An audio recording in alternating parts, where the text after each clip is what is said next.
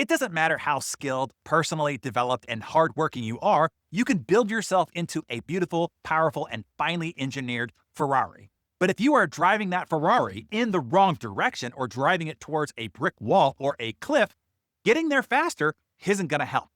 Chasing the wrong thing, the wrong way, can have tragic consequences. So let's take a beat to check in, to make sure that you are spending your life chasing the right things in life.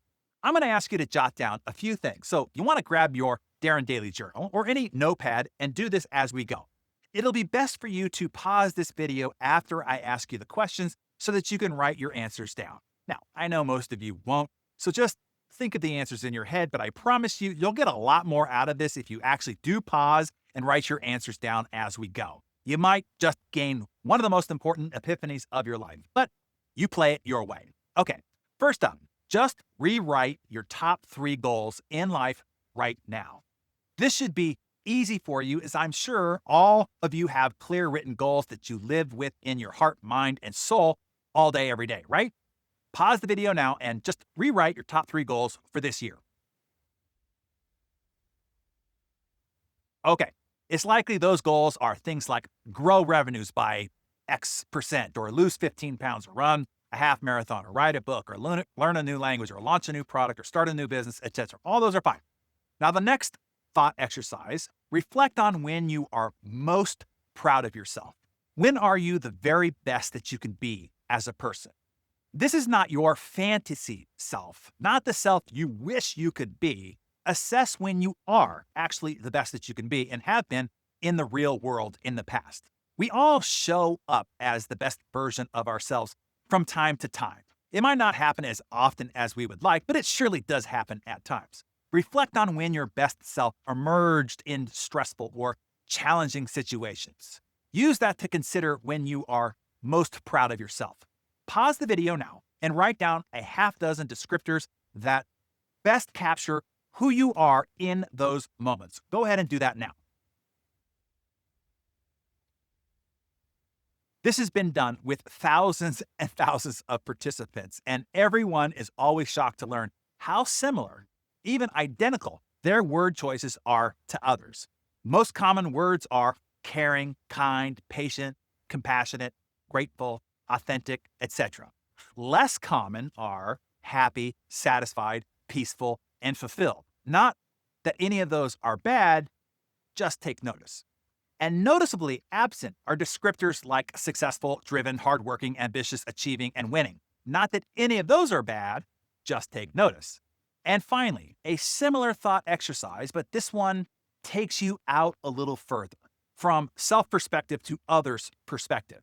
Write down 6 words you want others to use to describe you when you die. 6 words to describe how you most want to be remembered after death. Pause the video now and write those 6 words down. It's interesting, right? Once again, you'd be shocked how similar your words would be with others. Typically, the descriptors are words like integrity and generous and loving, humble, empathetic, supportive, helpful, engaged, thoughtful, kind, etc. What I want you to take from this is this. Your goals are worthy. Producing tangible and measurable results is part of your growth and development journey. The challenge of growing revenue, pursuing better fitness by losing weight or running a half marathon, facing and tackling the project of writing a book or building and launching a new product, starting a new business and working to make it successful. All beautiful, valuable endeavors, ones that will require you to continually and personally develop yourself to achieve. They are projects to help you obtain the highest human need, the pinnacle of human development, self-actualization, the realization of one's full potential. And that's all fantastic.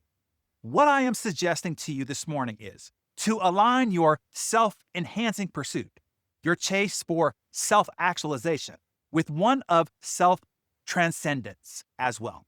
Abraham Maslow described self-transcendence this way. Transcendence refers to the very highest and most inclusive or holistic levels of human consciousness, behaving and relating as ends rather than means to oneself, to significant others, to human beings in general, to other species, to nature, and to the cosmos.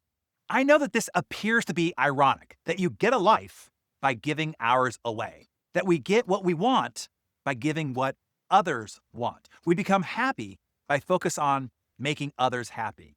As the Dalai Lama expressed so beautifully, if you want others to be happy, practice compassion. If you want to be happy, practice compassion.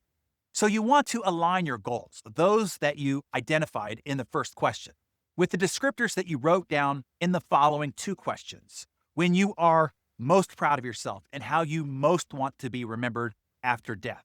When you do that, I think it will forever change not only how you go about pursuing your goals, but it will also give you clarity on what you are really chasing. You might finally realize it is not the brass ring. It is not the shiny object. It is not the trophy. It's not even happiness, satisfaction, peace, or freedom.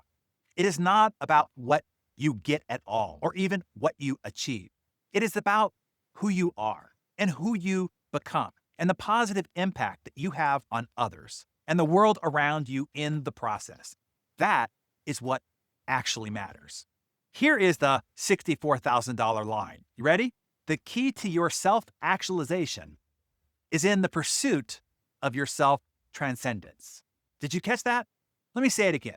It's one of the most profound wisdoms that you can come to ever gain.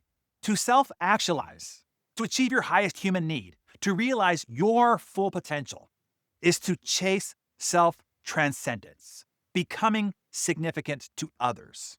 All right, Darren Daily friends, what descriptors did you write down to the questions? When are you most proud of yourself, and how do you most want to be remembered after death? And how will that change how you go about pursuing your goals? I look forward to reading your epiphanies in the comments below.